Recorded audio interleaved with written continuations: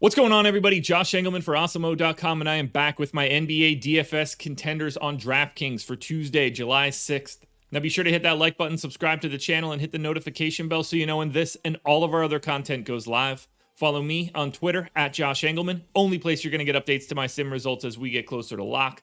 And finally, let me know in the comments section who is your favorite and least favorite of my contenders for today's slate. We are rounding out the bottom of my top 10 with Mikal Bridges, Jay Crowder, Brook Lopez, Chris Paul, and Cam Johnson on the outside looking in. Who will be my favorites? My top 5 plays for today? It's time to find out.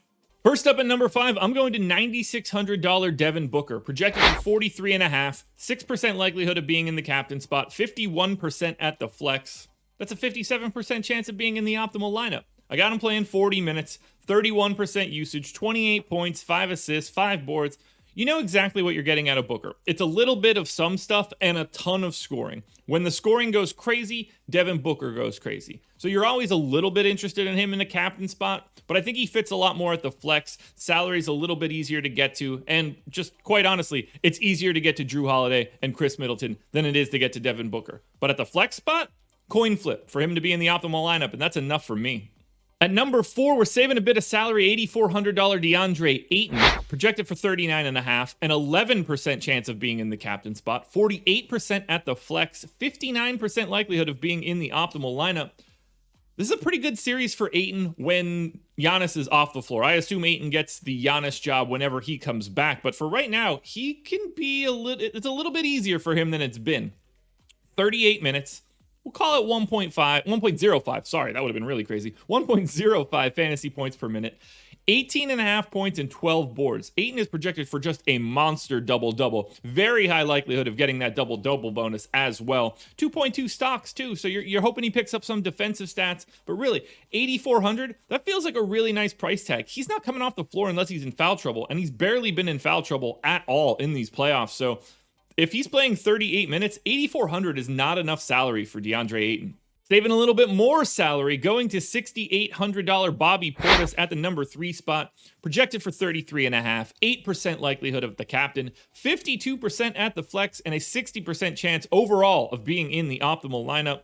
Portis just has to play with no Giannis. They don't really have much of a choice. It's either him or Pat Connaughton soaking up a ton of time. And honestly, it can go either way. So if Connaughton's getting under-owned, take a shot in large field GPPs. But for now, I expect Portis to play about 34 minutes, right at a fantasy point per minute, neutral usage, 16 points, 8.5 boards. Maybe you get an assist or two, maybe you get a steal or two, maybe you fall into a block. But at 6,800, if he's playing north of 30 minutes, I don't think it matters all that much. He just becomes that mid-tier value play that is super easy to get to. Taking the big step up, number 2, $10,400 Khris Middleton, projected for 52. He's the optimal captain 22% of the time, optimal flex 53% of the time, a 74% chance of being in the optimal lineup altogether. You know what we have to do here. Khris Middleton and Jrue Holiday have to save this team.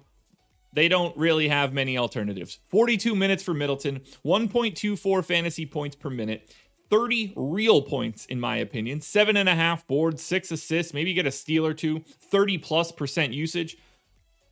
We're going to live and die by Khris Middleton mid-range shots. Hopefully he's hitting the threes as well, but Khris Middleton in the mid-range is going to it's going to dictate everything for the Milwaukee Bucks.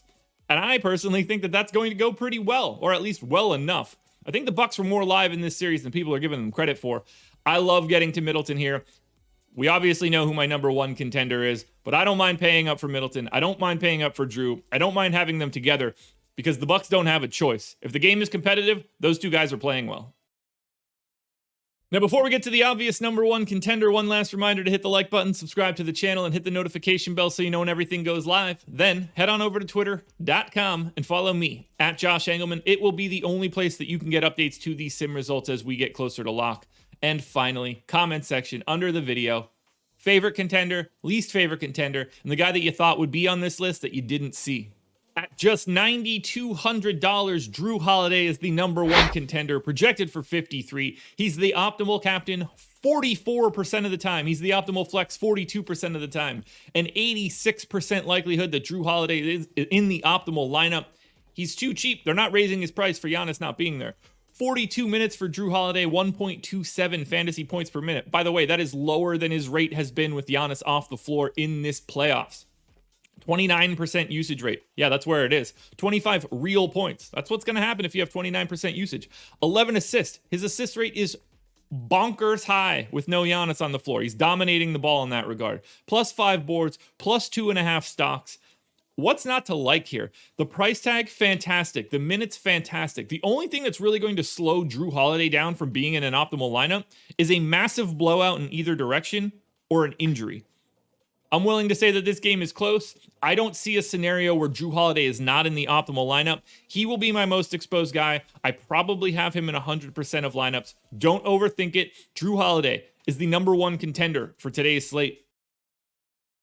Alrighty, folks, that will do it. Those are my NBA DFS contenders on DraftKings for Tuesday, July 6th.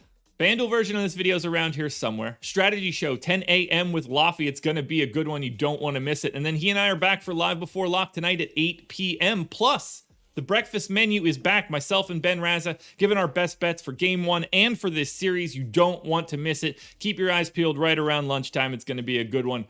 Good luck tonight, everybody. I will be back again Thursday morning for another edition of the Contenders.